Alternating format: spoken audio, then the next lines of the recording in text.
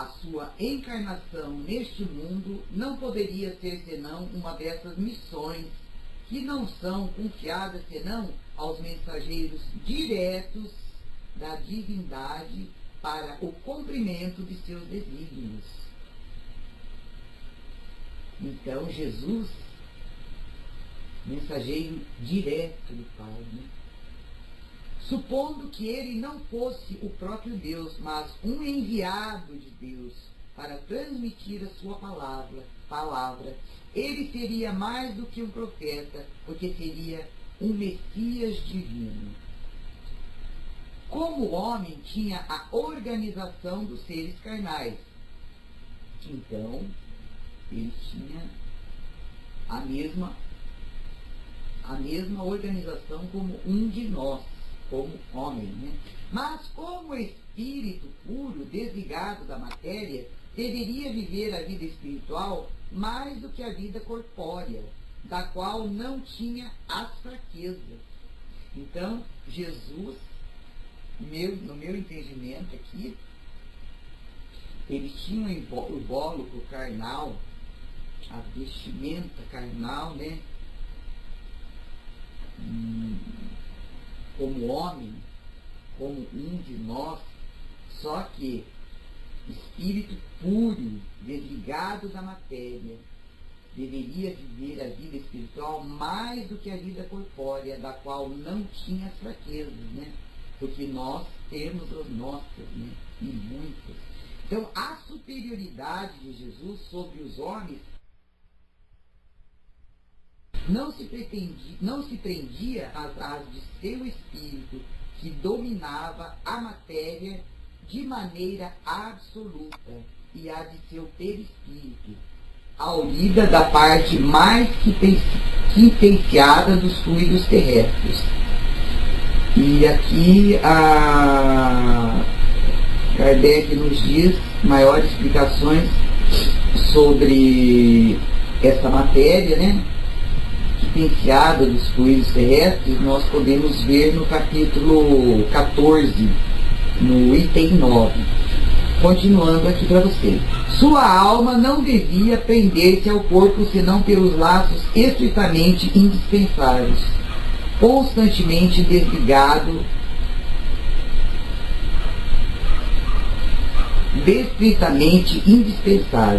constantemente desligado, devia dar-lhe uma dupla vista, não somente permanente, mas de uma penetração excepcional e bem de outro modo superior àquela que se vê entre os homens comuns.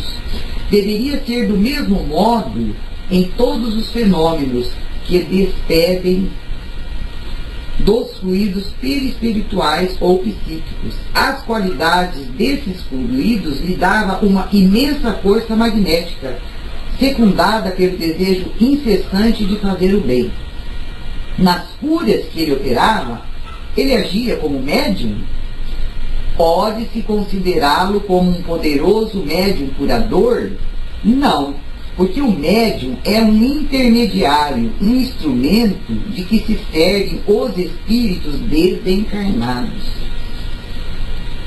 Ora, o Cristo não tinha necessidade de assistência. Ele que assistia os outros, agia, pois, por si mesmo, em virtude de seu poder pessoal, assim como podem fazê-lo os encarnados em certos casos, e na medida de suas forças, que espírito, aliás, ousaria insuflar-lhe seus próprios pensamentos e encarregá-lo de transmiti-los. Se recebesse um influxo estranho, este não poderia ser senão de Deus. Segundo a definição dada por um espírito, ele era médium de Deus.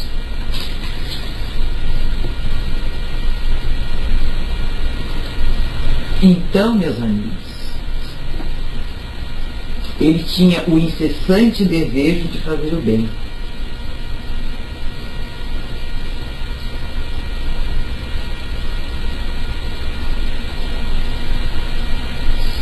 Deixa eu achar isso aqui.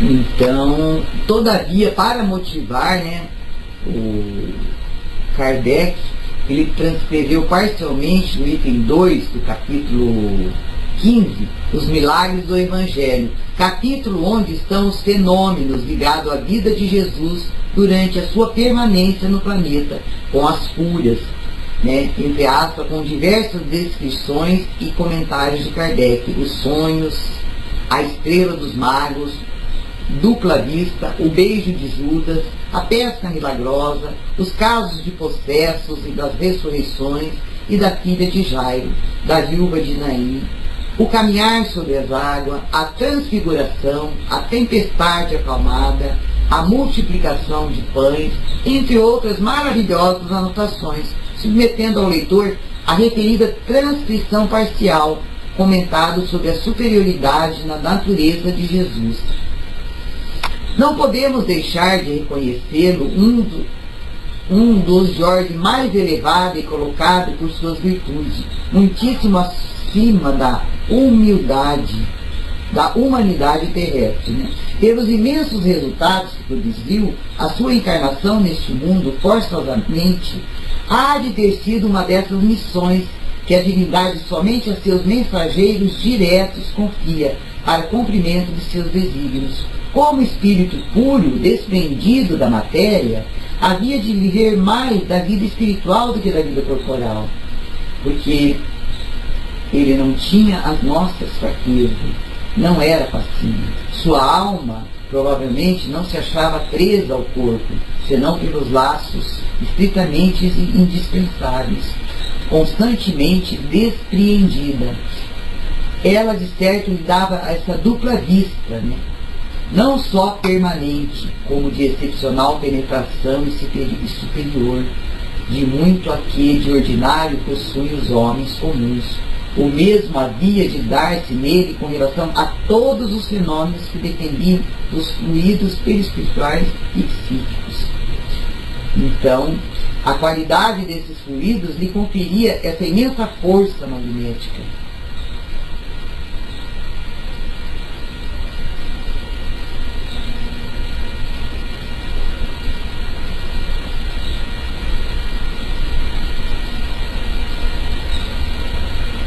Então, aí a gente pergunta assim, né? Qual a visão, para a gente poder entender melhor, qual a visão do Espiritismo, né, acerca dos chamados milagres do Evangelho? Então, esses fatos narrados no Evangelho, e que são tidos como milagres pelas religiões, são assim considerados pela falta do nosso conhecimento, né? Aliás, do conhecimento das leis que regem os fenômenos psíquicos. Ou seja, aqueles que têm origem nas faculdades e nos atributos do espírito. Desculpe. Como vimos no nosso estudo anterior da Gênese, que foi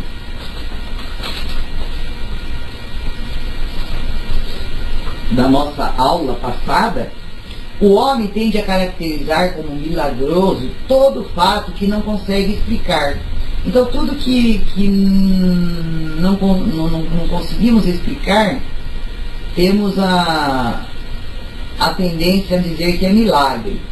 E que por isso então consideramos assim como sobrenatural, realizado em contrariedade às leis naturais, né? Mas no estudo do capítulo 14, que referente aos fluidos, nós vimos que fundam-se nas propriedades do fluido perispiritual, que lhe constitui o agente magnético. Então, o Espiritismo trouxe conhecimento das leis que regem esses fenômenos, demonstrando que os mesmos se realizam conforme leis naturais, cósmicas, instituídas pelo Criador, que nada tem de sobrenatural. Assim são explicados os chamados milagres do Evangelho como base do conhecimento dessas leis, mas que nem por isso deixam de ser considerados, né, admiráveis. Então, a superioridade da natureza de Jesus perante os homens, né?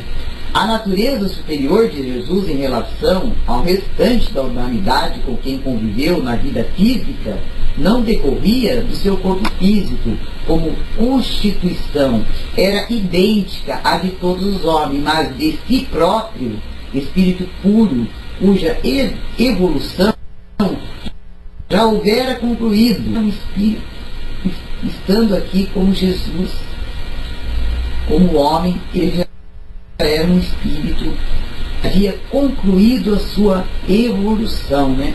Encontrando-se em outro estado definitivo. Então o seu espírito, conforme nos explica Kardec, era extraído da parte mais quintessenciada dos fluidos terrestres e encontrava-se ligado ao corpo físico apenas pelos laços indispensáveis, né, à união do espírito à matéria. Então foi sem dúvida o espírito mais perfeito que habitou a matéria neste planeta, sendo uma encarnação, uma missão delegada por Deus para cumprimento dos seus desígnios, né?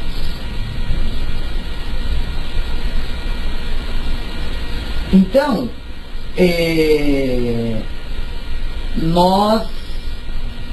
os fenômenos, os milagres operados por Jesus, eles não eram fenômenos mediúnicos. Jesus, como espírito puro, ele dominava inteiramente a matéria, através do poder completo de manipular os fluidos, porque devido à evolução dele, lhe proporcionava isso. Não necessitava de intermediários, como os médiuns, né, para operar as curas, com quem beneficiou os que encontravam em condições de serem curados, né, como citei ali anteriormente. Ele agia por si próprio, usando unicamente o seu poder magnético. Se alguma influência encontrava-se sujeito, essa somente poderia vir diretamente de Deus, então, né? Desse modo, os fatos considerados milagrosos que produzia durante esta passagem na carne não podem ser considerados, em hipótese nenhuma, fenômenos mediúnicos, mas tão somente fenômenos anímicos produzidos pelo próprio espírito encarnado, sem interferência de outro espírito. Então, já estudamos os fenômenos anímicos, quando estudando da mediunidade. Então, ele não necessitava. E para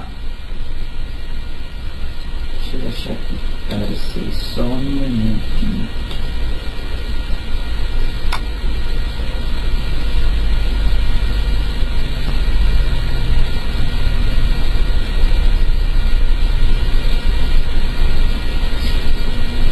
Então, para melhor entendimento do que foi citado, a dupla... Deixa eu aprender aqui.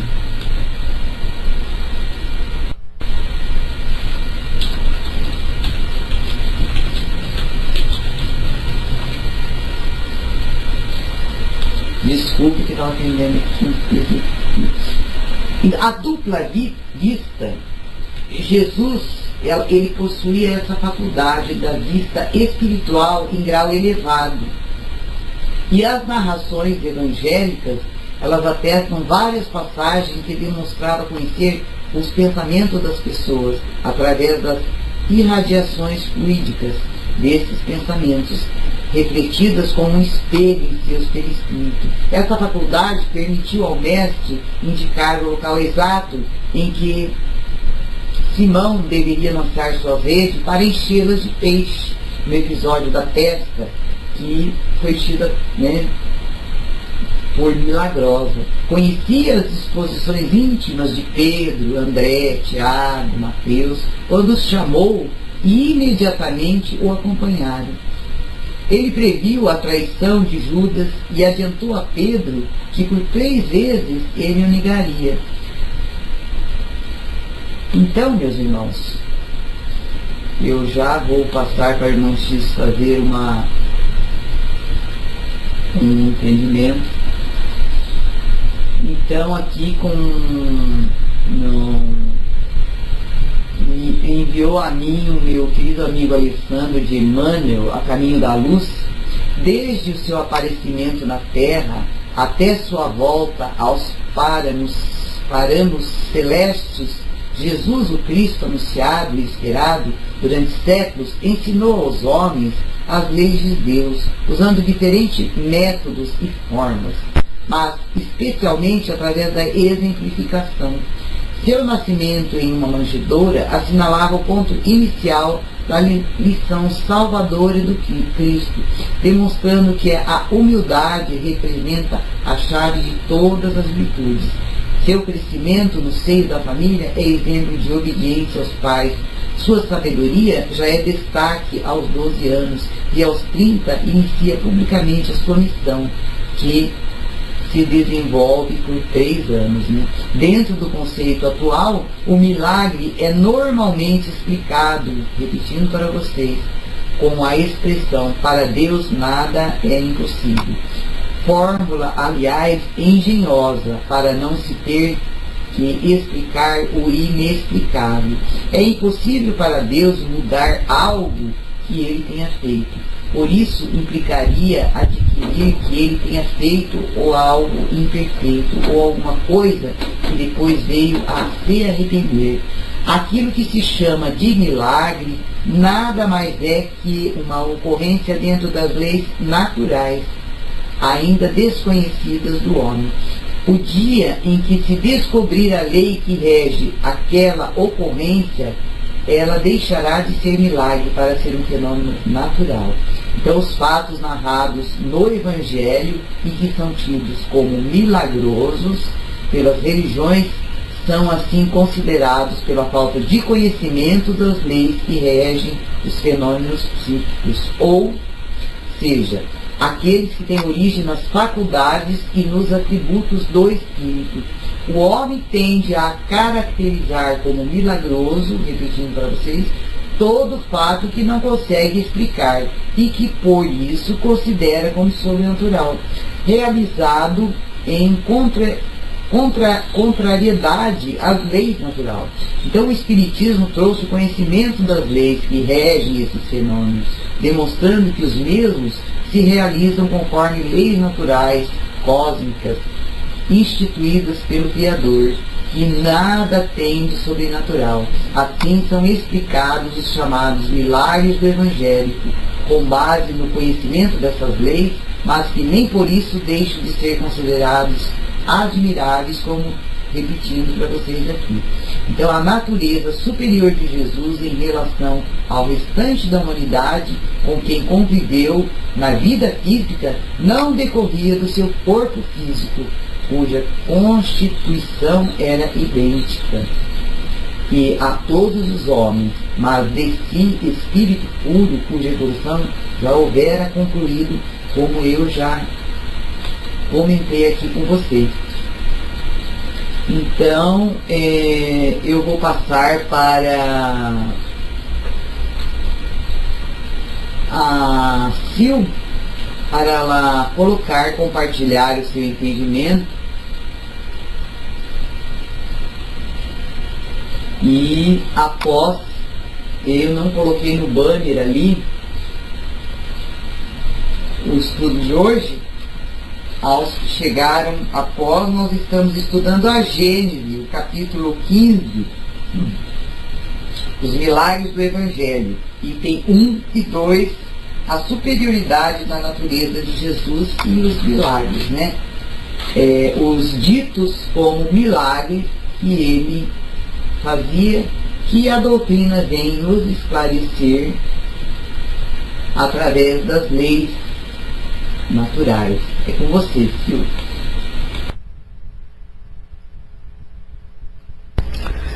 Olá, boa tarde a todos. Vou ler a minha simples, a minha pequena participação.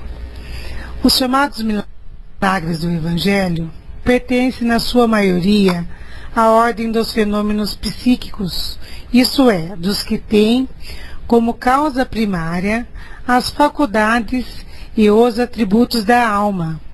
O princípio dos fenômenos psíquicos repousa, como já vimos, nas propriedades do fluido perispiritual, que constitui o agente magnético. Conhecidos estes elementos e comprovados os seus efeitos, tem-se como consequência de admitir a possibilidade de certos fatos que eram rejeitados enquanto se lhes atribui uma origem sobrenatural. Jesus, como homem, tinha a organização dos seres carnais. A sua superioridade com relação aos homens deriva das qualidades do espírito e do seu perispírito, tirado da parte mais quintessenciada dos fluidos terrestres. Os fatos narrados no Evangelho é que são tidos como milagrosos pelas religiões, são assim considerados pela falta de conhecimento das leis que regem os fenômenos psíquicos, ou seja, aqueles que têm origem nas faculdades e nos atributos do espírito. Como vimos em estudo anterior, o homem tende a caracterizar como milagroso todo fato que não consegue explicar e que por isso considera como sobrenatural, realizado em contrariedade às leis naturais. No estudo do capítulo 14, referente aos fluidos, vimos que os fenômenos da natureza espiritual fundamentam-se nas propriedades do fluido perispiritual, que lhe constitui o agente magnético. O Espiritismo trouxe o conhecimento das leis que regem esses fenômenos, demonstrando que os mesmos se realizam conforme as leis naturais cósmicas instituídas pelo Criador, que nada tem de sobrenatural. Assim são explicados os chamados milagres do Evangelho com base no conhecimento dessas leis, mas que nem por isso deixam de ser considerados admiráveis. A natureza superior de Jesus em relação ao restante da humanidade com quem conviveu na vida física não decorria de seu corpo físico, cuja constituição era idêntica à de todos os homens, mas de si próprio espírito puro, cuja evolução já houvera concluído, encontrando-se em seu estado definitivo. Seu perispírito, conforme explica Kardec, era extraído da parte mais quintessenciada dos fluidos terrestres e encontrava-se ligado ao corpo físico apenas pelos laços indispensáveis à união do espírito à matéria. Foi sem dúvida o espírito mais perfeito que habitou a matéria neste planeta, sendo sua encarnação uma missão delegada por Deus para cumprimento de seus desígnios. Como vimos, Jesus, como puro espírito, dominava inteiramente a matéria, através do poder completo de manipular os fluidos que sua evolução lhe proporcionava. Não necessitava de intermediários para operar as curas com que beneficiou os que se encontravam em condições de serem curados. Agia por si próprio, usando unicamente seu poder magnético. Se a alguma influência encontrava-se sujeito, esta somente poderia provir diretamente de Deus. Desse modo, os fatos considerados milagrosos que produziu durante sua passagem pela carne não podem ser considerados fenômenos mediúnicos, mas tão somente fenômenos anímicos, produzidos pelo próprio espírito encarnado, sem interferência do outro. Então, meus amigos, essa é a minha contribuição, que espero que tenha ajudado um pouquinho, e deixo aqui um beijo no coração de todos, uma linda tarde, obrigada. Estou passando, irmão X.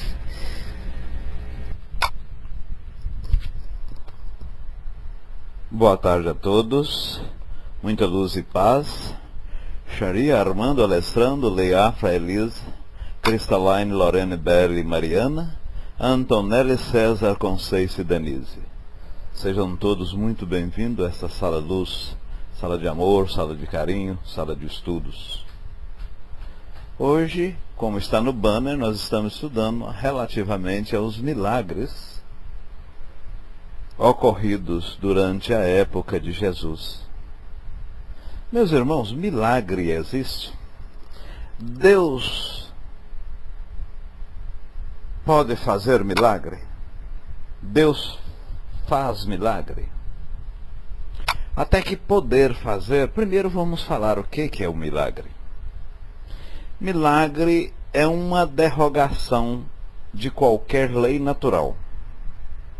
Se eu jogo uma bola para baixo, deixo essa bola cair e ela bate no chão, a lei natural, que é a lei da gravidade, faz com que ela vá para baixo, para a terra. Então, a gravidade puxa. Eu derrogar esta lei da gravidade constitui-se no milagre. Por exemplo, se eu soltar uma bola de 100 ou 200 gramas, ao invés de ela ir bater ao chão, ela subir, é um milagre. Por que um milagre? Houve uma derrogação aí de uma lei natural, que é a lei da gravidade, e essa lei foi criada por Deus. Então, milagre é toda ocorrência que vai contra uma dessas leis. Deus faz milagre? Não. Deus poderá fazê-lo? Até pode, porquanto Ele é onipotente, Ele é todo-poderoso. Ele é o princípio criador, a inteligência suprema e criadora de todas as outras. Então, pela sua importância, pela sua onipotência, Ele tem condição de fazer milagres. Mas Ele não faz por quê? Porque estaria derrogando uma própria lei da sua criação. E tudo que Ele criou é perfeito. Tudo que Ele criou é divinamente simétrico, muito perfeito, está tudo dentro de uma logicidade. Então Ele não precisa derrogar aquela própria lei. Porque se Ele derrogasse, alguma coisa não estava bem feita, alguma coisa não seria para que fosse realizado daquela forma. E se isso não ocorresse, ocorresse, aquela lei, aquela coisa que Ele propriamente fez, não era perfeita. E não sendo perfeito, não adveio de Deus, porquanto mesmo é justo e soberanamente bom e perfeito. Então, Ele tem condições de fazer milagre. Entretanto, não o faz.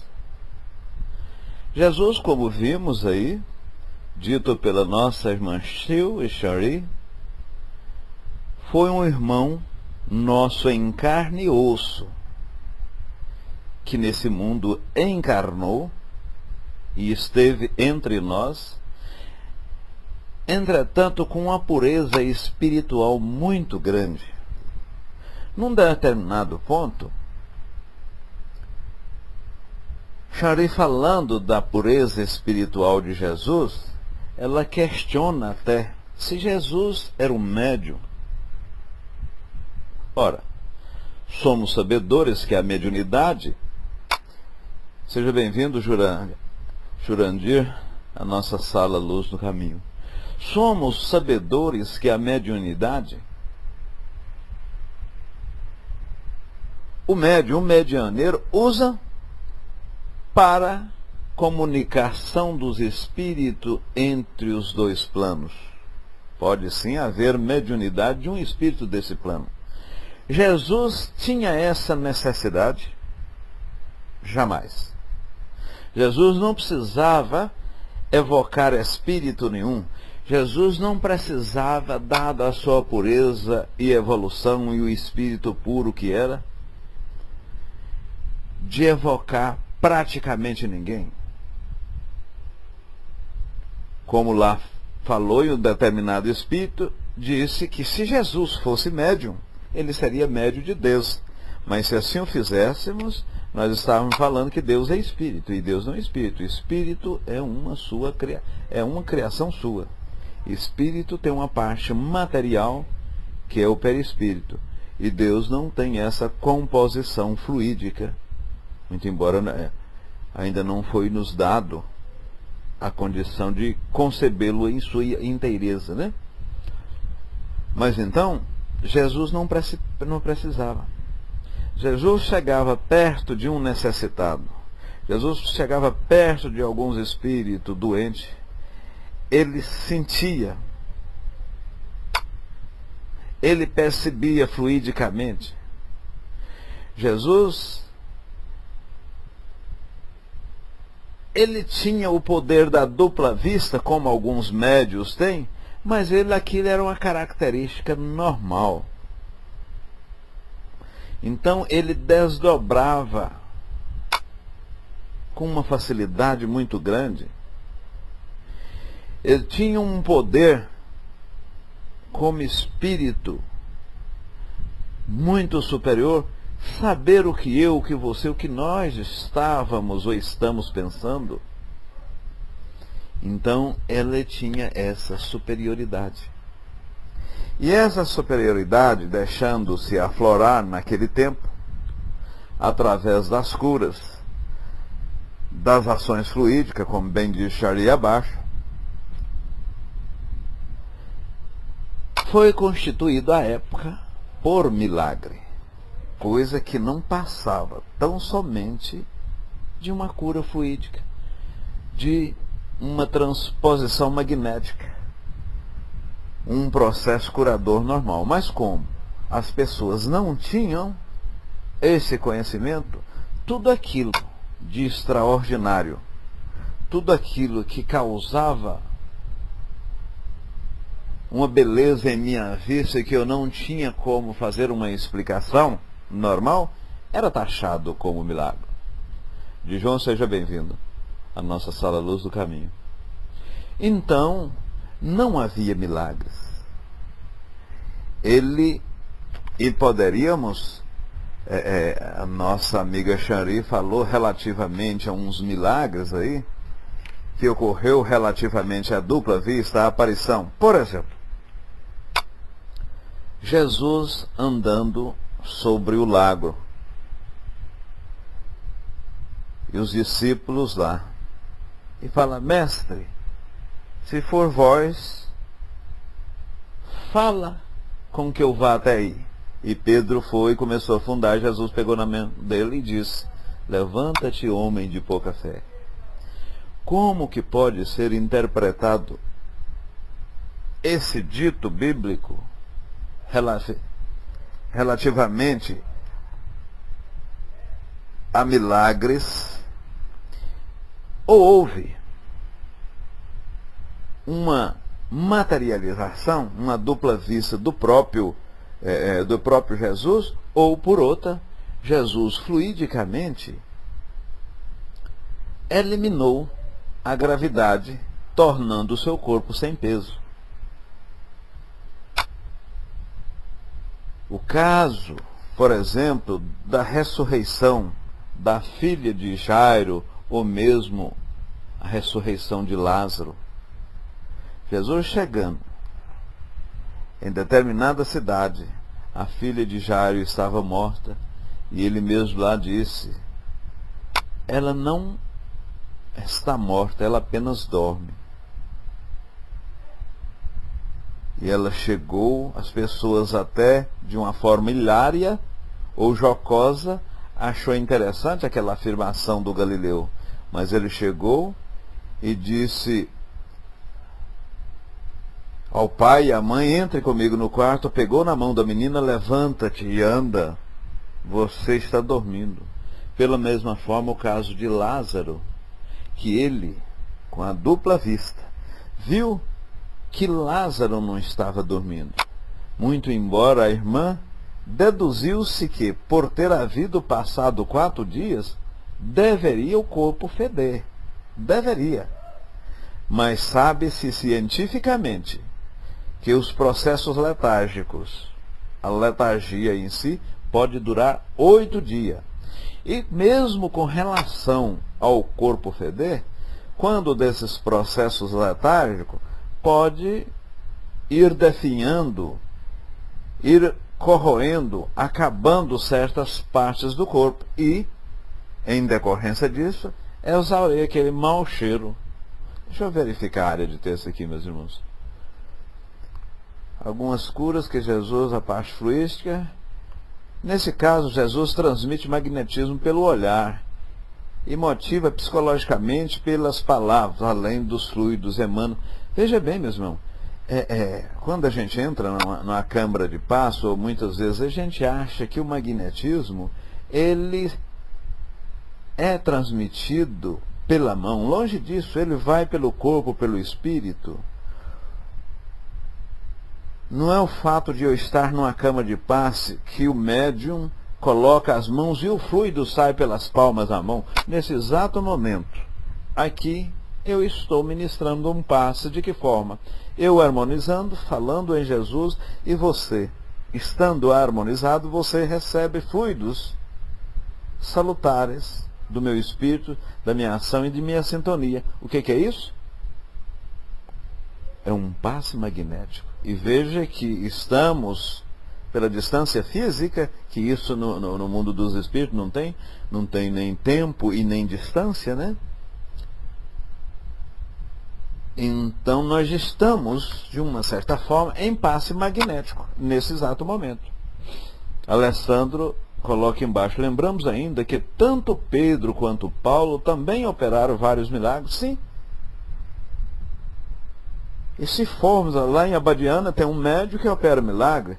Todos os dias no centro, quantos e quantos milagres são operados através da água fluidificada e dos passos magnéticos? Porque há cura. Houve cura. E nem então, mas são fenômenos plenamente explicáveis à luz da nossa doutrina. Pedro e Paulo reavivaram pessoas, curaram enfermos através de roupas, de olhar, de palavra. Paulo, antes de começar a pregação e após mesmo a sua conversão, ele esteve num deserto, parece-me por 45 ou mais dias, em estado de reflexão, em estado de peregrinação, onde ele, em sintonia com o eterno, com o divino, trocou, interagiu as forças fluídicas e a partir de então tornou-se essa pessoa que nós conhecemos um dos grandes divulgadores da doutrina de Cristo. César nos diz: eu acredito em milagre quando vejo o sol nascer, quando vejo uma estrela, o mar, as montanhas, os pássaros. Sim, muito bem, meu irmão. É um milagre, porquanto é um milagre da vida, é um milagre, né? É uma criação de Deus. Isso sim é milagre, nada de... Inclusive, né, meus irmãos, nós somos sabedores que pela religião, pela doutrina católica, para se santificar, primeiro a pessoa torna beato. Depois de comprovar que Conceiça é uma pessoa extremamente de caráter elevado e praticou na sua vida terrena atos bondosos, ela é elevada a beata. Ou seja, a igreja diz que ela é uma pessoa proba, uma pessoa de boa índole, de boas ações, etc, etc. Espera-se um período de ocorrência de 2 milagres devidamente comprovado para que a consciência seja santificada. E esses milagres, normalmente, pelo menos o que eu tenho lido aí, tem ocorrido mais em termos de cura. E o que acabamos de ver aqui, até um caso de uma ressurreição, não é um milagre, é uma ação fluídica. Jesus ressurgiu dos mortos ao terceiro dia e subiu e está sentado à direita. Tem alguma coisa que diz. Afinal, Jesus houve a ressurreição? Jesus houve a ressurreição de Cristo? A doutrina dos Espíritos, essa doutrina que nós professamos, não é o fato de acreditar. Ela, por estar junto com a ciência, e a ciência cabalmente a favor de quê? Da impossibilidade da reconstituição de uma célula depois da mesma estar morta. Ou seja, o que é que a nossa doutrina fala relativamente a esse que se diz ressurreição de Jesus? Então, ao terceiro dia, de duas uma ocorreu. No terceiro dia, Jesus apareceu em espírito para alguns dos médiuns que lá estavam, e esses médiuns divulgou, inclusive apareceu primeiro para uma mulher, né? Maria Madalena. Ou por outra, ele materializou em espírito a todos os presentes que estavam naquele momento. Então, ou foi um processo de evidência, alguns dos médiuns viu Jesus e divulgou, ou foi ele mesmo, o Espírito, materializou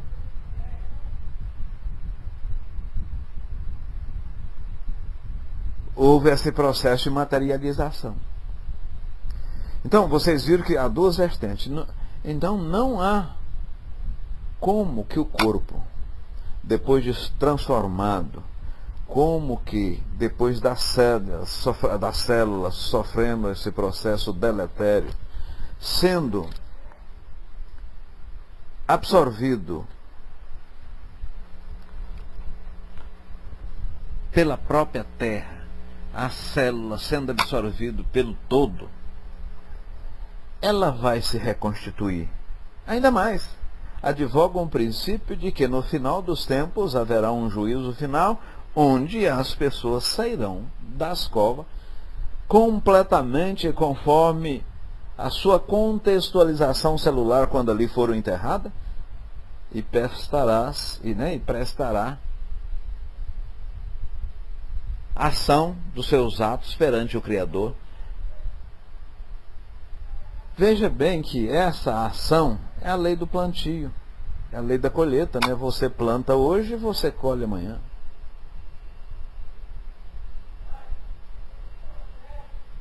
Parece que tem uma pessoa me chamando ali.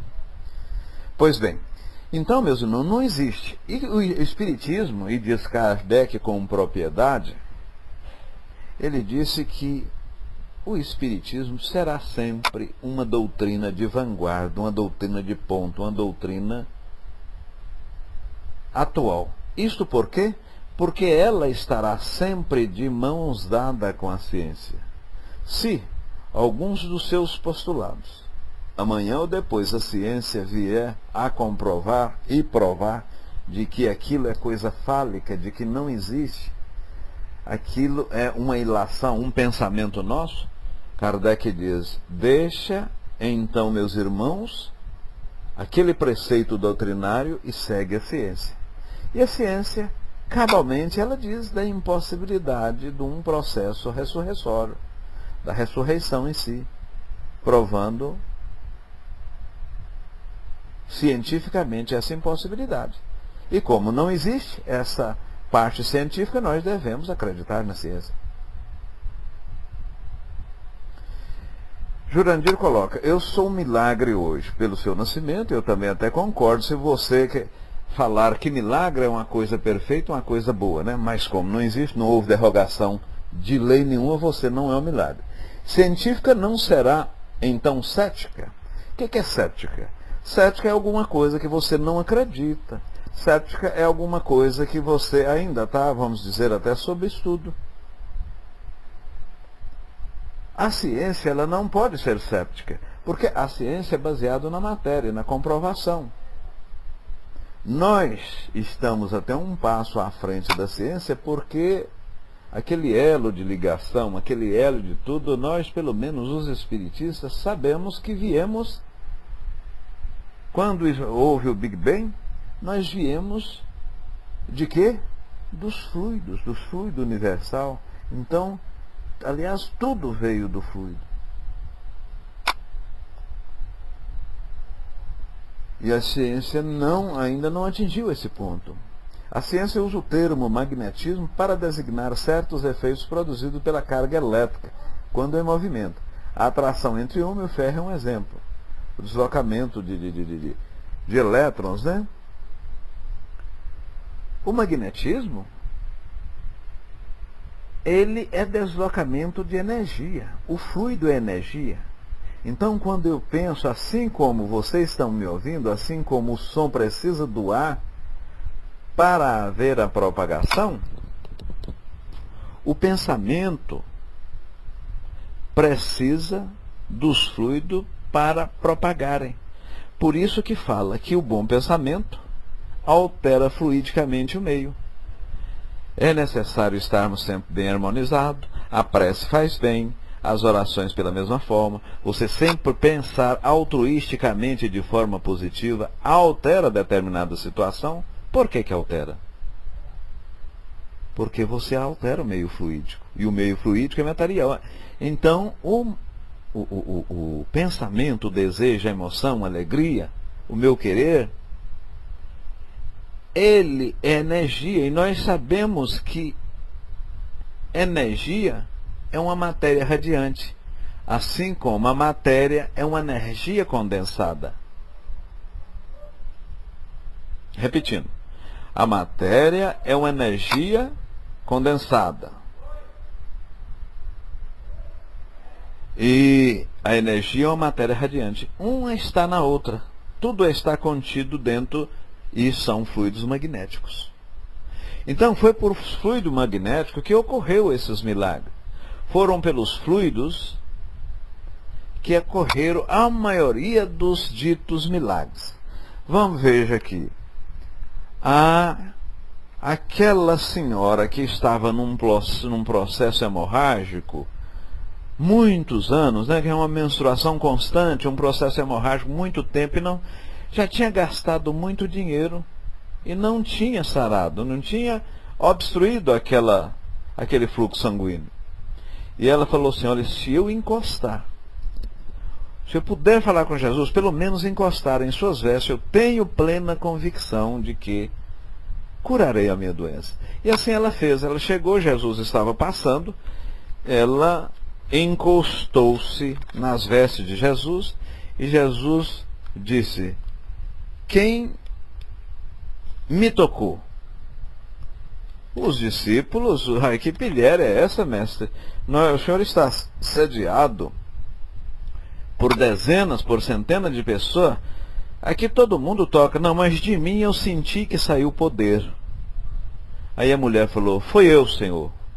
Eu que lhe toquei. Aí Jesus disse-lhe para ir, que a mesma estava curada. Porque a cura, ela tem duas mãos. Carece da vontade. De quem? A ministra, ou a vontade, no caso específico de Jesus, ou de quem é o ajudado. Então, vai embora que tua fé te curou. A fé dela era tanta, e a vontade de curar era tanta, e Jesus, como espírito altamente evoluído, e constituído aqui da terra, porque o seu perispírito é muito denso, muito grosseiro para aquele espírito puro, mas mesmo o perispírito grosseiro pegou de que é a mais quintessenciado, do que a mais etéreo, do que é mais puro aqui na terra, e constituiu o seu espírito. Ora, no momento em que ela tinha essa vontade, tinha convicção, tinha certeza de que seria curado, ali foi ela que puxou o fluido magnético, foi ela que puxou a cura. Jesus, possuidor desse, vamos dizer, halo fluídico total, deixou espargir, deixou evair, deixou evolar a cura a essa pessoa.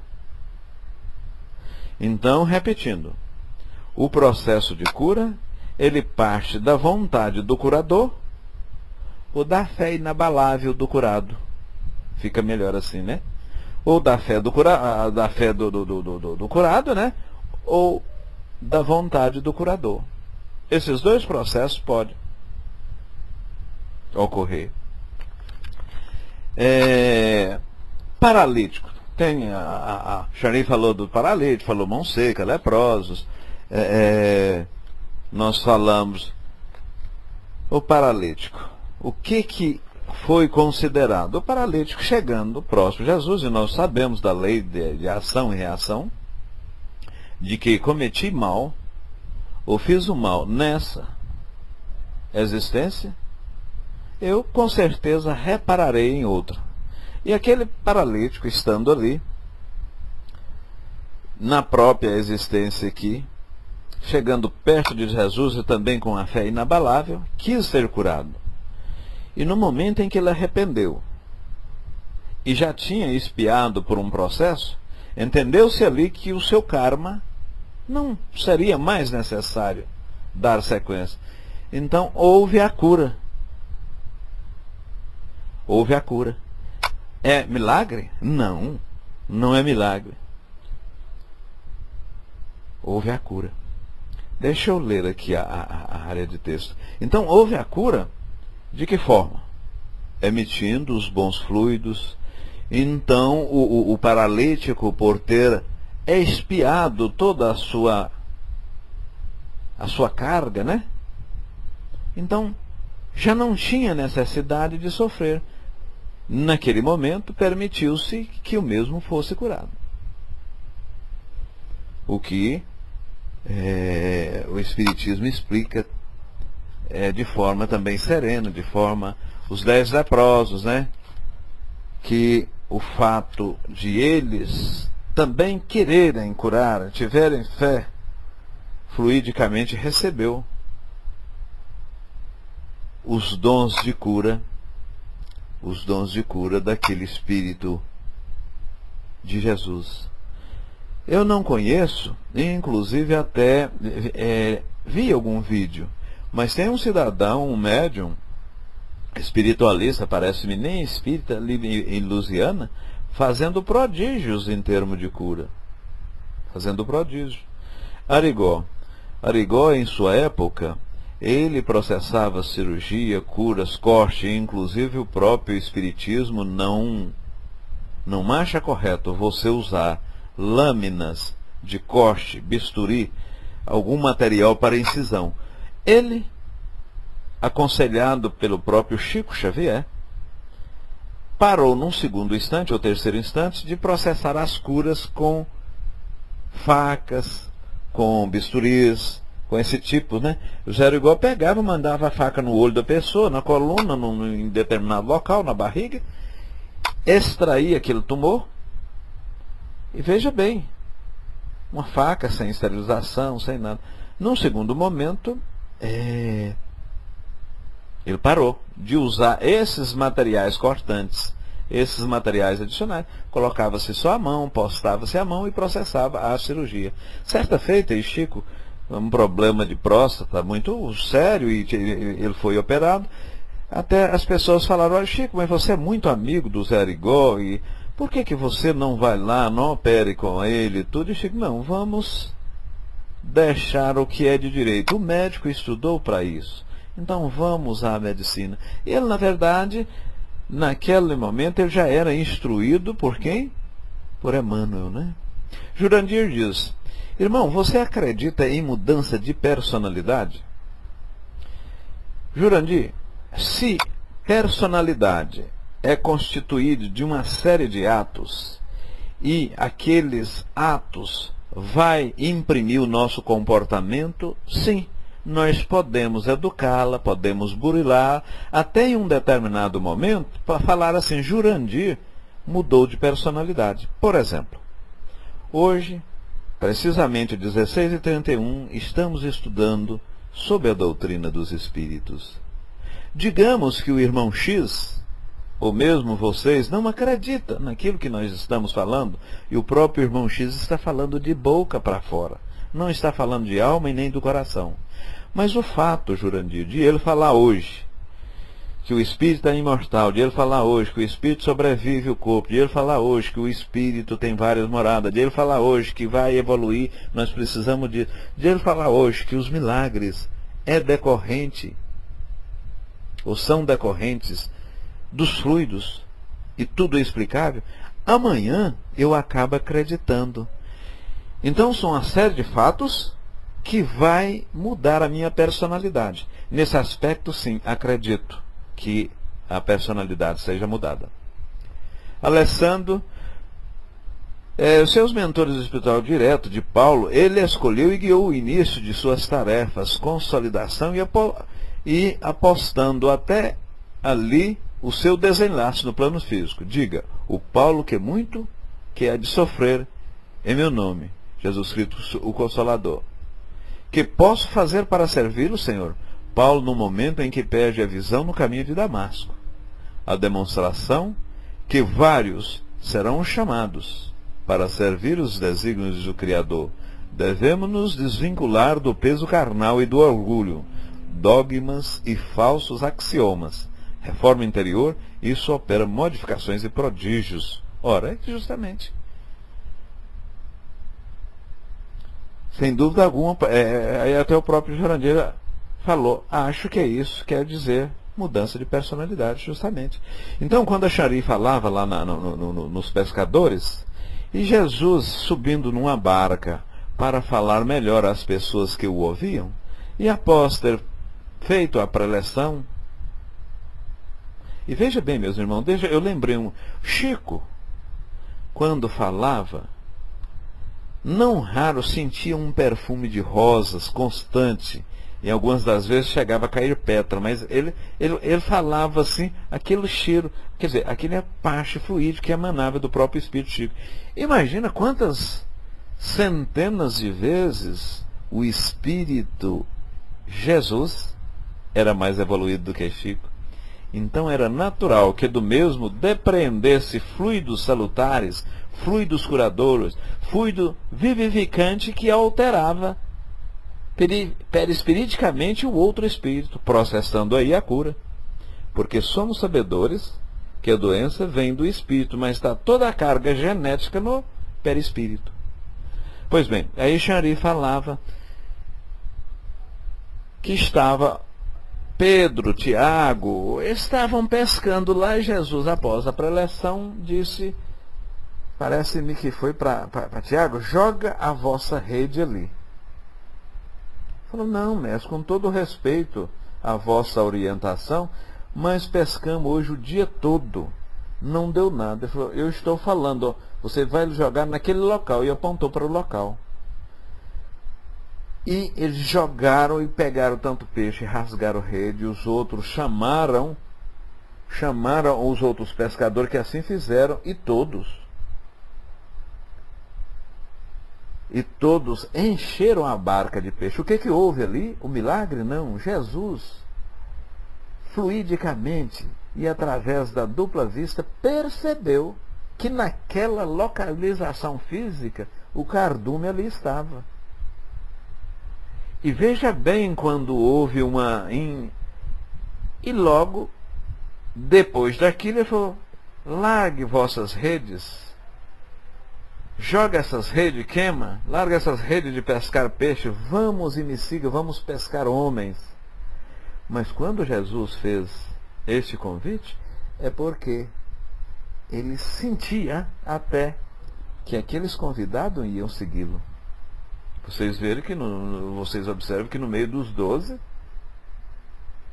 não teve nenhum dos seus irmãos que o seguiu. Os irmãos dele achavam Jesus meio louco.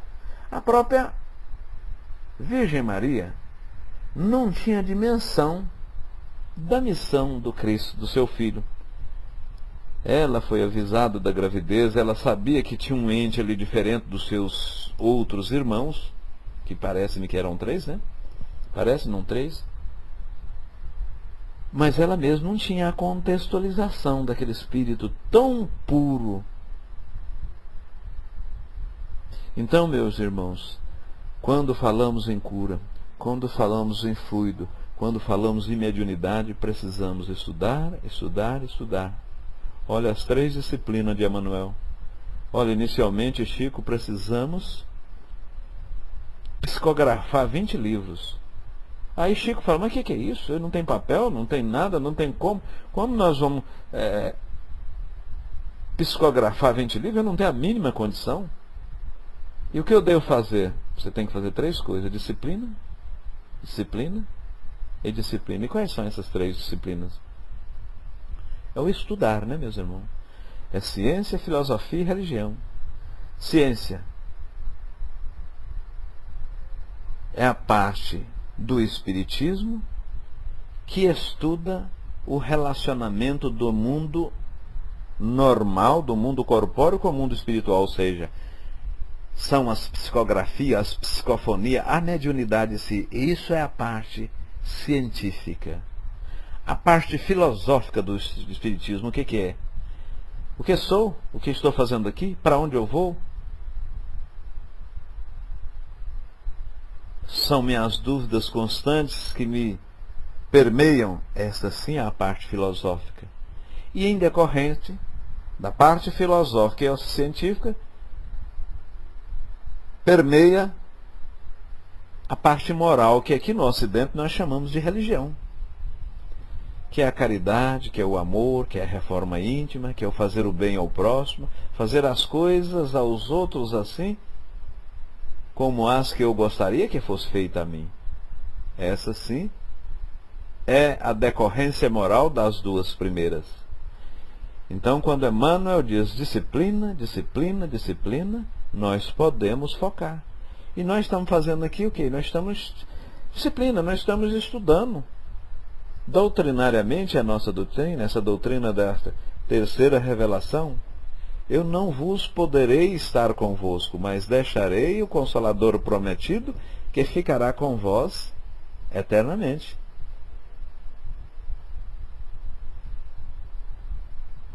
Deixa eu ver o que a Cristaline colocou aqui. Então, acho que foi o irmão X em outra vida, 13. Moral está ligado ao espiritual, não está, Cristaline.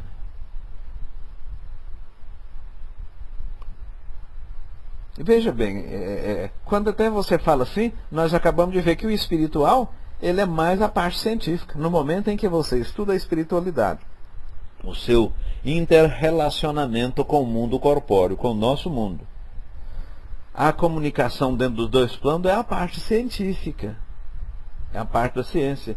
Por que que o espiritismo na França praticamente exariu, submergiu, acabou? Porque eles ficaram mais só nessa parte de ciência. Kardec, ele hora nenhuma chama o espiritismo de religião. Na sua época foi mais dado um foco científico, estudo, provando a imortalidade da alma, a existência do espírito depois de morte, que aquelas movimentações físicas, levantando as mesas e tornando-as girantes, nada mais era oriundo de forças inteligentes, e que por detrás de uma ação inteligente há uma coisa inteligente. Então veja bem, Kardec tomou conhecimento do espiritismo em 1854. Em 1855 ele começou a estudar. Então, ele foi, na verdade, ele trabalhou com a nossa doutrina há 14 anos, hein? E tem esse manancial aí que a gente não esgota. Não esgota, não, você estuda e há desdobramento, mas ele disse que a sua obra não estava pronta. Então, com todo respeito aos nossos irmãozinhos de outras salas, que não acreditam e não advogam nada fora de Kardec, mas Kardec mesmo disse que ali era o início. Assim como o espírito e a matéria evoluem, a doutrina, a qual advém do próprio espírito, tem que evoluir. Se eu, na condição de ser humano e de espírito, evoluo, como meu pensamento não, e o pensamento, no caso, seria a doutrina. Minha meta é conseguir ser faxineiro no nosso lar.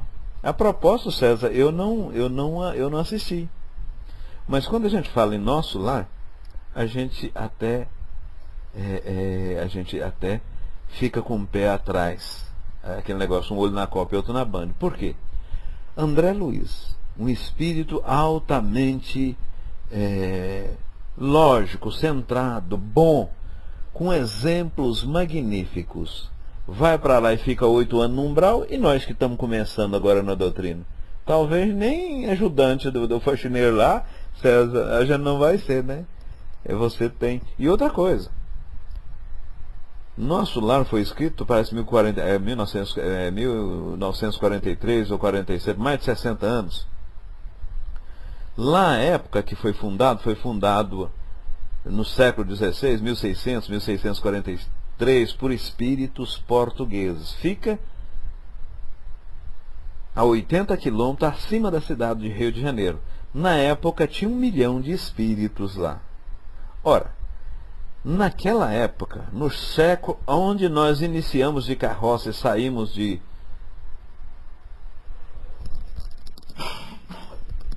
telescópio roubo, né? Entramos de carroça e saímos de foguete.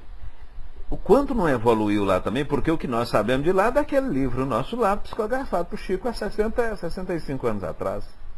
Então também lá evoluiu. Deixa eu olhar de texto aqui. Então César coloca, mas não é impossível, às vezes poderemos falar, mas devemos sempre voltar a aprender com o erro e persistir tentando. Muito bem, César. A Cristalline que diz, né? E isso, Cristalline, é aquele negócio. Os erros, quando Jesus bem disse, os erros são necessários, que venha o escândalo, mas ai daquele do que o escândalo vier. Então muitas vezes eu preciso errar para que acerto, ou descubro o acerto sequente. E nós mesmos, meus irmãos, com raríssimas exceções, com raríssima, superlativo absoluto sintético, raríssimo, vamos dizer assim, exceções, estamos no Espiritismo pelo amor, mas é pela dor. Alguma coisa que nos compungiu, alguma coisa que bateu dentro do nosso peito, alguma coisa que nos falou fortemente. Chari, pois, o seguinte, Jesus também disse, Jesus ao curar alguém dizia, se tiveres fé, a tua fé te salvou. E nesse aspecto, os discípulos chegaram para ele e disse, mestre, por que só vós cura? Nós não temos o poder de curar, nós não curamos. E ele disse, olhou bem no centro dos olhos, parece-me que foi Pedro, eu não recordo quem perguntou, homem de pouca fé, ou homens de pouca fé, se vós tiverdes a fé do tamanho de um grão de mostarda, com certeza diríeis, montanha, muda daqui para ali, e ela obedeceria. E agora, nesse aspecto, né, meus irmãos, não é a montanha física, a montanha de pedra, mas é o orgulho, o egoísmo, a vaidade, essas torpezas que faz parte do meu eu. Então, se a gente tiver essa fé pequenininha de uma mostarda, nós também fazemos cura. Nós também procedemos da mesma forma. Vós sois deuses e muito mais. Então, compete-nos a ser bons, a deixar mais exaurir o amor, a deixar a caridade sobressair. Nós podemos fazer. E quem falou isso foi ele mesmo. Vós sois deuses e muito mais. Fazeis o que eu fiz e muito mais. César coloca. Interessante é lembrar que Jesus nunca citou eu lhe curei. Realmente, ele não curou. Quem cura é a fé, né? É a nossa fé que nos cura. Você sim usou o fluido desse Espírito valioso, precioso, que é Jesus. Eu estou terminando minha participação, tá, meus irmãos? Se ainda não assistir, o César coloca embaixo. Se ainda não assistir o filme, se ainda não assistiram, já assistiram, ótima escolha. O filme Nosso Lar retrata aquilo realmente que somos, aprendizes nesse planeta, escola com laços que vão além do corpo físico. Eu acredito, eu não assisti, eu moro aqui muito embora eu moro numa capital, mas a capital aqui, meus irmãos, aqui tem 230 mil habitantes, é menor que muitas cidades de São Paulo, do Paraná, então é muito pequeno, e aqui não vem assim, com 15, 20 dias, a hora que... Mas, realmente, e a gente deve pegar esses ensinamentos que estão lá. Eu tenho certeza que as pessoas que o assistiram, e eu já tive a oportunidade de ouvir algum depoimento da Sil, é uma coisa magnífica. Pena que alguns detratores nossos não vê essa parte evolutiva e até de uma certa forma fala que o André Luiz materializou muito o plano espiritual, mas aquilo tudo é uma metáfora, o fato de a pessoa andar de aeróbus, de dormir, de ter mediunidade lá, de ter desdobramento para outros mundos, de andar, de ver flores, de assistir música, de ter hospitais, de ter construção, entendo eu que isso tudo é no mundo fluídico, não este computador que é constituído de fluido ponderável, essa cama que eu pego, esse guarda-roupa que está na minha frente. Existe lá conforme o posicionamento do espírito, e ele vai aos poucos desvencilhando após a sua morte, porque não significa que irmão X morreu, desencarnou hoje, que ele morreu, que ele desencarnou, não.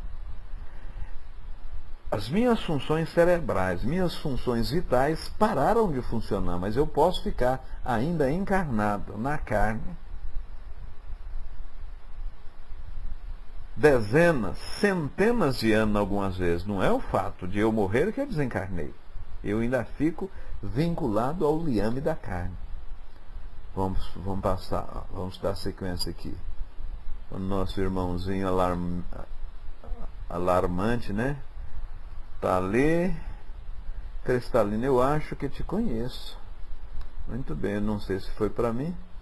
Alessandro Cruz, André Luiz estava intoxicado pelas emanações físicas e por isso ficou 7 anos no umbral, até conseguir dispersar essa energia, que impelia a vagar sem destino. Ele era um veterano, ele fumava e bebia, sobretudo fumava. Então ele chegou lá como suicida. Por quê? Porque abreviou em meses o seu desencarne normal. Então, no momento em que lá é suicida, ele falou, não, mas eu não sou suicida, eu fui um médico. E ele, meus irmãos, assim, para ressaltar e nivelar conhecimento, ele não era religioso quando estava aqui encarnado, e assediava sexualmente as serviçais, as pessoas que trabalhavam em sua casa. Isso ocorria. Então, veja bem, Jesus não salva. Assim como André Luiz foi para lá, o fato de eu aceitar Jesus como meu único Salvador e falar que estou salvo, isso não. Quem salva são minhas obras. Por que André Luiz ficou esses 8 anos no umbral? E dizem que as pessoas que assistem o filme impressionam muito com esse, vamos colocar assim, entre aspas, inferno criado pelo centro. Seja bem-vindo, Belo, bom retorno, Belo, e Chuchuruca. Faço minhas palavras do Paulo, puxa uma almofada, senta bem confortável em nossa sala. E esses negocinhos atrapalham de um tanto o álcool, o fumo e o sexo. E veja bem, meus irmãos, por que atrapalha? Porque eu achei até interessante o Paulo dando uma palestra sobre o alcoolismo, e ele fala, meus irmãos, está aí a história da saideira. Porque tem aquele pedido, a hora que está terminando, então o cidadão toma, vai tomando, toma outra, agora, me dá a saideira. Aí como a saideira tem 8 ou 9 letras, não sei, pede uma, pede outra, então é 8 ou mais 9 cervejas. Eu achei interessante, ele fez uma alusão ali de que esta saideira nada mais é do que a vontade daqueles espíritos que vampirizam, ou que está na nossa faixa, e eles, por estarem próximo à matéria, quando nós ficamos ébrios, ou pelo álcool, pela droga, ou pela injeção de qualquer, ou cheirar qualquer droga, nós desdobramos, e esse desdobrar, não em espírito, né? O espírito, em função das próprias sinapses nervosas que vão acabando, e se a gente pensasse bem, a gente não bebia nada. Eu, infelizmente, tenho que melhorar. Eu confesso a vocês que eu ainda gosto de uma cervejinha. Mas a gente está acabando com nossos neurônios. Está acabando com os nossos neurônios. Então, e além de dar vazão, dar aso, fornecer sintonia a outros espíritos que dela beneficiam, ou seja, estão mais próximos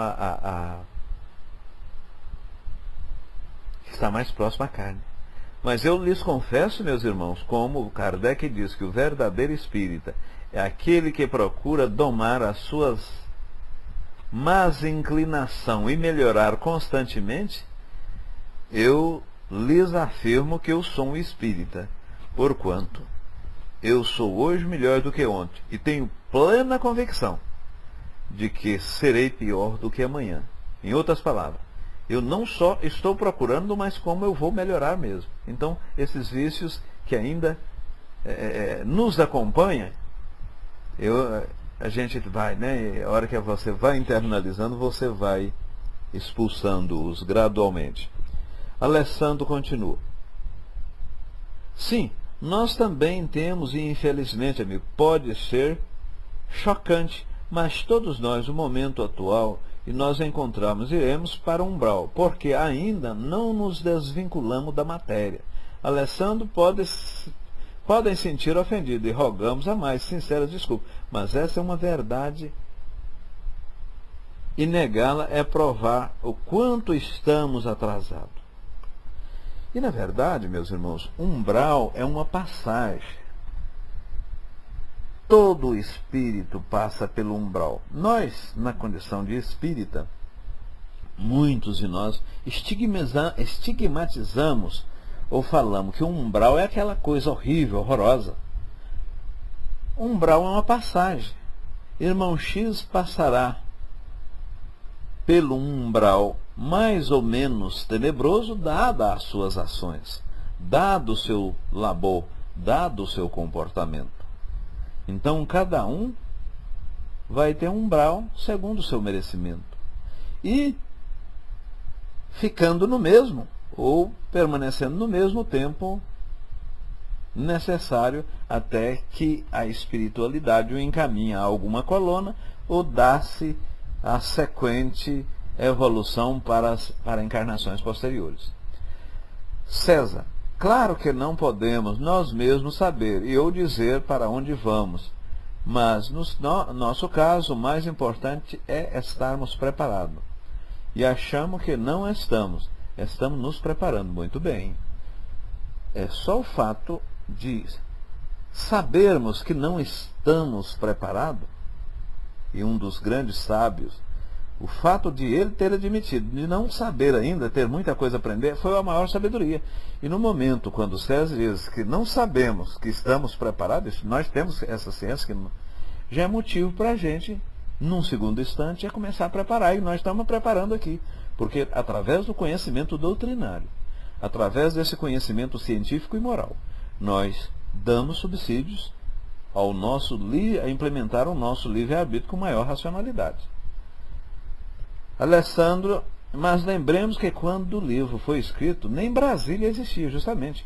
Nossa tecnologia estava atrasada. Portanto, o relato de André Luiz mostra uma evolução, que à época seria como fictícia, e já hoje está próximo do que vivenciamos. E veja, meus irmãos, o que o Alessandro... Brasília tem 60 anos, o livro foi escrito antes de Brasília. Brasília foi uma cidade, eu não moro lá, mas foi uma cidade planejada para 500 mil habitantes, hoje tem 2 milhões e 600. Brasília tinha charrete quando fundou, hoje tem uma evolução. Vocês já imaginaram? Quando nosso lar, que foi fundado em 1600 e psicografado lá em 1943, já estava aquela evolução e aquela beleza toda, quanto evoluiu nesses 60 anos? Se a matéria, como dissemos, tem um processo evolutivo normal, imagina a parte espiritual. Terminando, a cena mais linda, segundo a minha visão, emocionante do filme, foi quando a serviçal se despede de André Luiz, né? Eu não vi. Uns me disseram que é quando ele encontra com a mãe, foi uma cena muito linda também. Eu não vi o filme, meus irmãos. Então, suicidas, diz Chari, suicida também somos infringindo as leis morais. Não precisa só as leis morais, o egoísmo, o orgulho, a infâmia, a inveja, é uma forma de suicídio. Mas os que estimam essas paixões, em vez que não mais objetivo real. Armando diz, é precisamente para provocar o suplício. O avaro vê o ouro que não pode possuir. Vós estáis onde estiveres o vosso tesouro, né, Armando? Então cultive o tesouro da alma, do espírito, porquanto este tem vida eterna. E os tesouros, o qual a matéria muitas vezes sente-se feliz em amelhar um carro, uma fazenda, os bens sociais que os nossos filhos e nós mesmos ostentamos, isso aí é passageiro, isso aí o cupim destrói e a traça corrói, né? Então vamos amealhar tesouros, né? Que a traça e nem a ferrugem corrompe. Por fim, Crystalline diz, por isso já devemos começar a nossa reforma íntima, é o que estamos fazendo aqui, né, Crystalline? Nos conhecer, nos transformar moralmente, praticar a caridade, é sempre melhor, como diz o irmão X13. Não é fácil, mas não é impossível, justamente. Ô Chari, por gentileza, levanta a mão aí. César, são muitas cenas emocionantes, né, Sil? É um suicídio. Deveis compreender que o homem é duplamente culpado nesse aspecto. Nele há, além da falta de coragem, a ignorância e, acima de tudo, o esquecimento de Deus. E tu será compungido a pagar segundo o ato, o que você praticou e o conhecimento dele revestido. O fato de você chegar e dar um tiro em mim, em via duelo, ou por uma condição qualquer, sabendo do teor que isso pode causar, o julgamento dessa sua ação é diferente daquele silvícola ou daquela pessoa que mora nos trópicos, não tem o conhecimento que nós temos, fazer. Veja bem, fazemos o mal. Eu estou com raiva da irmã X, da Chari. Eu estou com raiva da Chari. Ela fez alguma coisa comigo e eu olho para baixo, tem umas pedras. Vou jogar uma pedra nela, vou dar uma pedrada nela. Ora, se eu olhei para baixo e não achei a pedra para jogar, o mal pratiquei. Mas por outro, eu fiquei com vontade de jogar a pedra. Eu olhei para baixo, estava a pedra. Mas antes de pegar a pedra, eu arrependi e falei, então até meu espírito provou, isso é meritório. Então, o mal, veja bem, se o gostou, o mal não está na prática propriamente dita. Se você tem condição de praticar o bem e não praticou, o mal você fez. Eu dei vontade de jogar a pedrada nela, porque ela me passou raiva. Eu abaixei. Se tinha a pedra e eu fiz, bom, isso não é caracterizado mal, mas se tinha a pedra, eu tinha condição de processar, de concluir o meu ato e não o fiz, isso é meritório, é dadivoso. Meus irmãos, muita luz, muita paz, eu vou descer. Que a paz do Mestre Galileu esteja sempre conosco. Muita luz e paz a todos.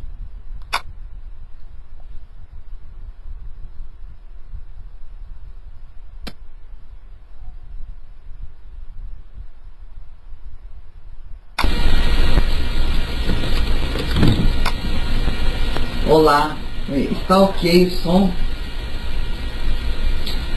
Está ok o som, meus irmãos? Olha, eu quero... Meu boa tarde a todos novamente. Não cumprimentei pela tela, estou cumprimentando por aqui o Acer, Paul, Chuchuruca, Beli, Wagner, Jurandir, Conceiça, César, Lorena, Beata, Cristaline, Armando, Alessandro, Sil, novamente. Já dei boa tarde às vezes hoje. Beijo no coração de cada um de vocês.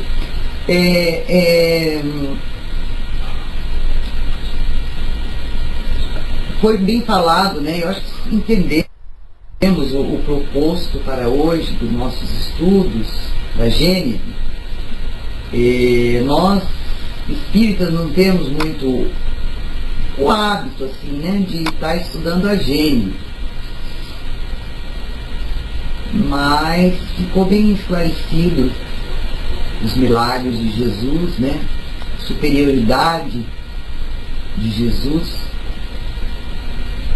Fica com Deus, Jurandir, muita paz.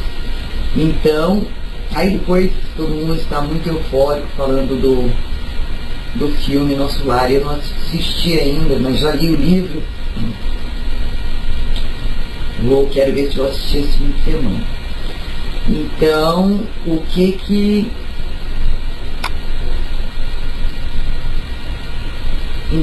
eu quero antes de passarmos para o encerramento das vibrações e da prece, já estamos no nosso horário,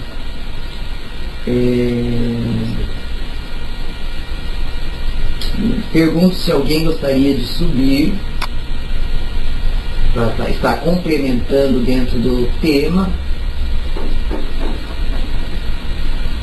O Armando diz ali, a questão 1018, em que sentido é preciso entender essas palavras do Cristo? Meu reino não é deste mundo. O Cristo, ao responder assim, falava no sentido figurado.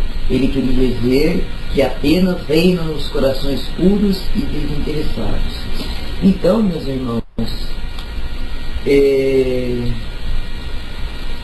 eu vou ler uma breve mensagem aqui. Ele está por todos os lugares onde domina o amor ao bem, mas os homens ávidos das coisas desse mundo, os ligados ao bem da terra, não estão com ele. Eu tenho a dizer assim, que nós estamos despertando, né, para as coisas espirituais, para a vida espiritual, que realmente é lá o nosso real habitat. Aqui nós estamos de passagem, né? Uma breve passagem. E aproveitando essa encarnação, aliás, que podemos considerar como privilegiados, né, de estarmos aqui, e duplamente privilegiados por estarmos conhecendo, nos interessando pela doutrina dos Espíritos, que muito, boa tarde, Cátia, que muito nos esclarece, nos ensina, né, nos consola e faz com que raciocinemos, né, com lógica, com bom senso, e que adquirimos uma fé raciocinada, não uma fé cega, porque aí seríamos cegos dirigindo cegos, né? E aí o que acontece, né? Um cego dirigindo outro cego. Então a doutrina espírita vem nos fazer refletir.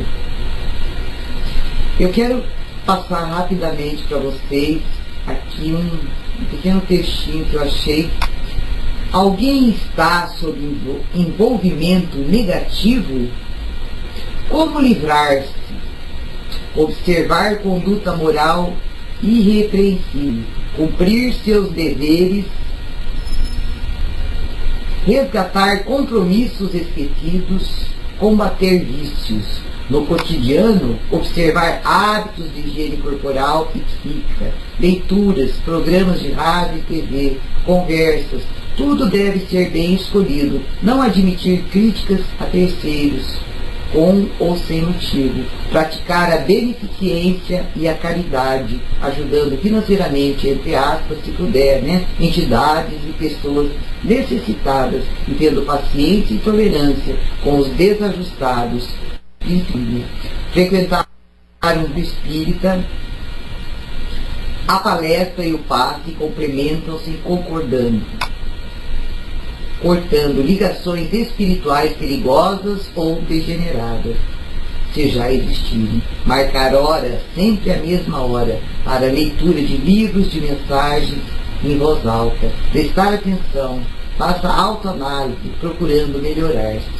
Isso deve ser feito diariamente, uma, duas ou quantas vezes forem necessárias. Até porque, né, meus irmãos, nós somos testados a todo momento. Isso deve ser feito diariamente, né? Desde que os horários sejam cumpridos, a pessoa contará com a presença do protetor espiritual, que nesse momento fará a higienização psíquica da casa, tanto material que moramos como da nossa casa mental, né? Realizar reunião familiar simples, não é sessão mediúnica, uma vez por semana, com hora marcada para o estudo do Evangelho segundo o Espiritismo.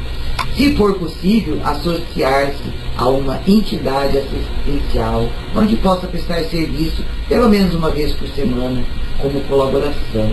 Assim nós estaremos cumprindo a máxima da nossa doutrina, hora da caridade, não há salvação.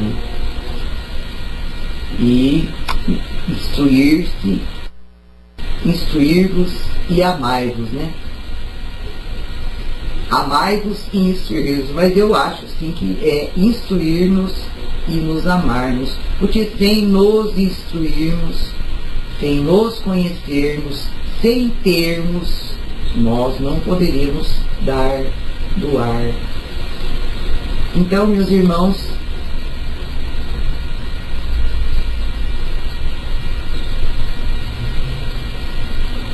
obrigado, Alessandro.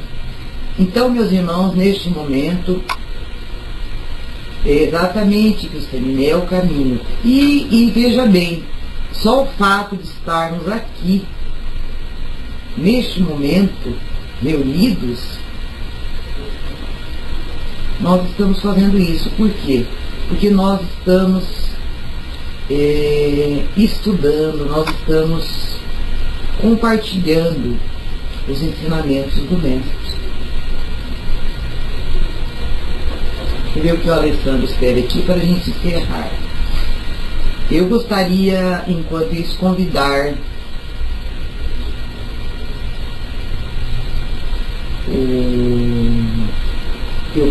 gostaria de convidar o Alessandro para fazer uma vibração e em seguida deixa eu achá-la aqui.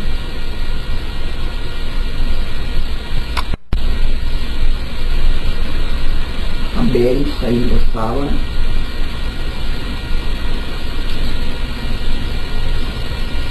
A Beli para fazer para nós a prece final. Deixa eu ver o que o Alessandro nos colocou aqui. Amigo César, é porque estamos deixando as vicissitudes da vida contaminarem nosso entendimento. Todos os dias temos a oportunidade de nos emocionarmos. Basta buscarmos ver além do que nos oferta a visão física em relação a filmes. Temos alguns que podem emocionar sim, mas depende do nosso estado emocional. Diga-me o que pensas e saberás com quem andas. Isso mostra nossas companhias, né? Eu já dizia também, acrescentaria aí, né, Alessandro, a questão do nosso pensamento, né? Porque o pensamento é tudo. Então, temos que vigiá-lo. E verdade. Então, Alessandro, eu convido você, meu irmão, para fazer para nós a vibração, que é muito importante.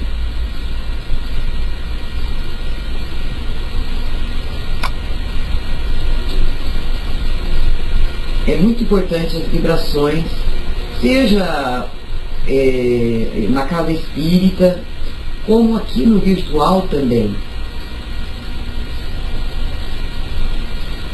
e em seguida eu convido a nossa amiga Bélia a fazer a prece final desta tarde. Eu vou estar descendo aqui. Estou numa sala de estudo aqui, você é responsável demais, mano. Rapaz do céu.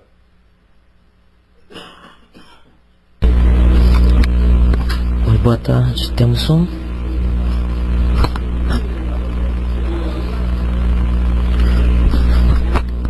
Ok, amigos, irmãos em Cristo, amigos encarnados e desencarnados. Boa tarde, Beli, Xanri, Irmão X, Sil, Armando, Extraline, Leia, Lorena, César, Conceição, Wagner, Chuchuruca, Wasserfall, Enio, Imusumak e aos irmãos desencarnados aqui presentes. Vamos, neste momento, elevar nosso pensamento ao plano superior, buscando o entendimento, o amparo, as vibrações de nossos amigos espirituais. Vamos fechar nossos olhos, abrir nosso coração e deixar a espiritualidade nos amparar. Deus nosso Pai, Senhor de nossa existência, neste momento sublime, nos vergamos frente à vossa majestosa luz. Rogamos, Pai amado, que intercedei por todos os irmãos aflitos e enfermos, acalente as dores dos corações e ilumine os passos do viajor.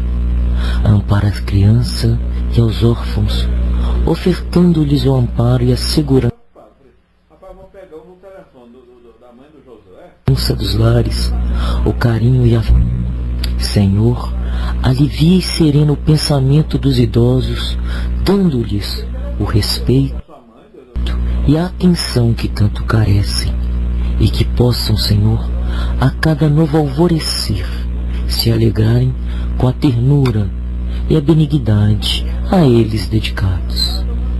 Pai, suplicamos o entendimento e a resignação do enfermo, para que possa vivenciar sem revolta as provações ao qual se encontra e perseverar na melhoria de seu ser.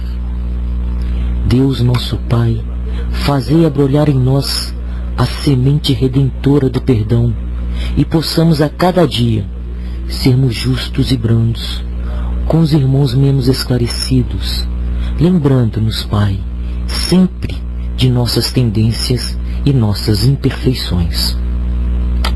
Pai, dai-nos sabedoria para compreendermos que a cada novo dia temos a oportunidade de nos renovarmos e servirmos em vosso santo nome, com humildade e prudência. Senhor, neste momento sublime, onde amparados pelos amigos e mentores espirituais, possamos sentir em nosso coração o bálsamo consolador da fé. Que neste momento nossos lares, nossos entes queridos, nossos amigos e familiares sejam inundados pela emanação do amor puro.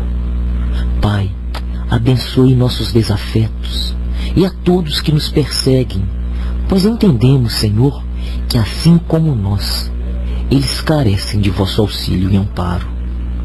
Abençoa, Senhor, a todos os irmãos que não se encontram entre nós no plano físico, mas ainda se aprisionam no sentimento da carne, dando-lhe, Pai, o discernimento necessário para que se elevem até vossa morada e se libertem dos aguilhões da carne e dos laços terrenos. Pai, abençoa-nos hoje e agora e para todo sempre. Assim seja, graças a Deus.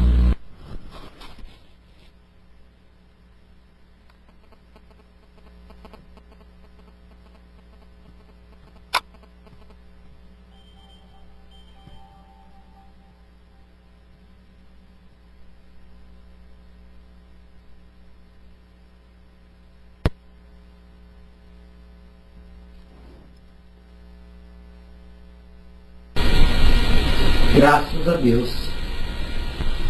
Beli, pode subir para fazer a prece final para nós. Vamos continuar nessa sintonia?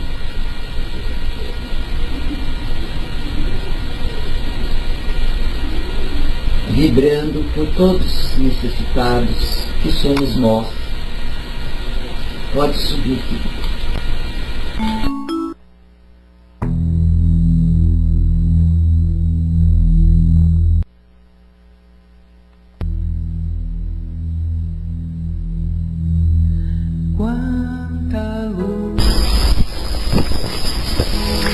Boa tarde a todos.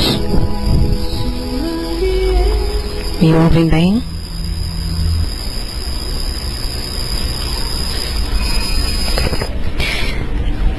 A nossa mensagem de hoje, que eu separei aqui, é do livro Busca e Acharás, de Francisco Cândido Xavier.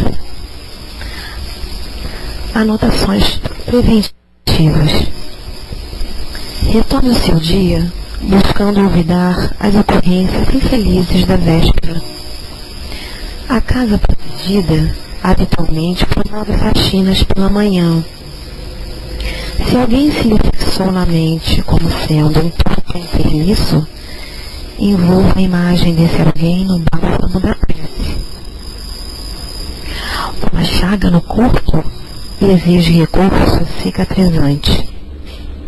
Lance boatos e injúrias ao cesto de esquecimento. A moradia claramente limpa reclama a presença do esgoto. Abstenha-se de entreter assuntos alusivos à delinquência. Ninguém lava as mãos num vaso de lama. Dissipe tentações no calor do trabalho. As aranhas não resistem ao esplendor. Evite comentários deprimentes. Resguardemos o coração nas fontes do bem, pensemos no bem e procuremos falar e agir para o bem. Porque servir ao bem dos outros é a melhor forma de atividade proativa contra enfermidade e perturbação nos domínios da nossa vida mental. André Luiz, Busca e Acharás, de Francisco Cândido Xavier. Essa é a minha mensagem. Muito obrigada, boa tarde. Obrigada pela oportunidade de mais uma vez estar aqui na companhia de todos vocês. Eu vou descer. Muito obrigado, irmã. Que Deus seja louvado. Graças a Deus. Então agradecemos a espiritualidade toda aqui presente nos dois planos, sobretudo os nossos irmãos padrinho e protetores da sala, que é o Espírito Cândido Xavier e o Espírito da Mãe de Jesus, Maria de Nazaré. Vamos colocar agora, meus irmãos, o nosso hino final. Após o mesmo, fecharemos a nossa sala e convidamos a todos para que esteja conosco novamente domingo, segunda, quarta e sexta, e domingo a nossa sala funciona. Nós estamos pretendendo abri-la segunda-feira. Se não houver se a Unidos não for abrir segunda-feira, nós entraríamos segunda-feira com estudo das obras póstumas. Então, muita luz e paz a todos.